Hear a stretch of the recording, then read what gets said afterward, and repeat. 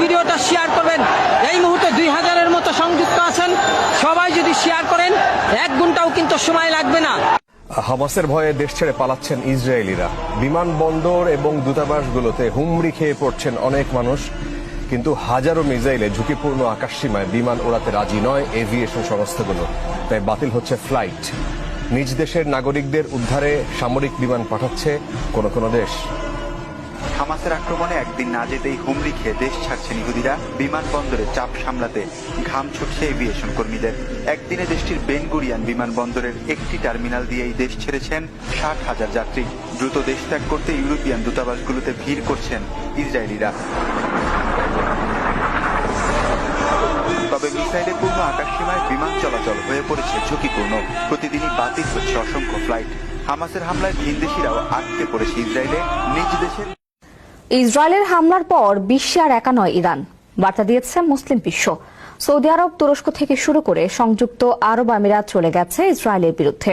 পাশে যুক্তরাষ্ট্র থাকলেও হালে পানি পাচ্ছেন না ইসরায়েলের প্রধানমন্ত্রী বেনিয়ামিন নেতানিয়াহু। তার যুদ্ধ শুরু করেই হাওয়া হয়ে গেছেন তিনি। এবার সব সমীকরণ বদলে মাঠে নেমেছে পরমাণু শক্তিধর 4 দেশ। থাকার ঘোষণা দিয়েছে তেহরানের পাশে। বিস্তারিত থাকছে ডেস্ক রিপোর্টে। ইরানে হামলা চালানোর পর ইসরায়েলের বিরুদ্ধে ফুঁসে উঠেছে বিশ্ব। মুসলিম দেশগুলো ছাড়াও এই হামলার নিন্দা জানিয়েছে ইরানের মিত্র অন্য দেশগুলো। ইরানের নিজের পরমাণু অস্ত্র না থাকলেও এই অস্ত্রের অহংকারে তেহরানে হামলা চালায় ইসরায়েল। এরপরই পরিস্থিতি বেসামাল হওয়ার আগে মাঠে নামার হুঙ্কার দিয়েছে 4টি পরমাণু শক্তিধর দেশ। কিছুদিন আগেই প্রতিবেশী দেশ ভারতকে ঘোল খাইয়েছিল পাকিস্তান। মুসলিম এই দেশের সঙ্গে ইরানের সীমানা রয়েছে। আবার দুই দেশের মধ্যে সম্পর্কও বেশ জোরালো। বিশেষ করে ইসরায়েল প্রশ্নে দুই দেশের মধ্যে বন্ধুত্ব অনেক গভীর। এবার প্রতিবেশী দেশের বড় বিপদে পাশে দাঁড়িয়েছে পাকিস্তান। পরমাণু শক্তিধর দেশটি বলছে ইসরায়েলি হামলা ইরানের সার্বভৌমত্ব ও ভূখণ্ডগত অখণ্ডতা লঙ্ঘন করেছে। এটি জাতিসংঘ সনদ ও আন্তর্জাতিক আইনের মৌলিক নীতিমালার স্পষ্ট পরিপন্থী।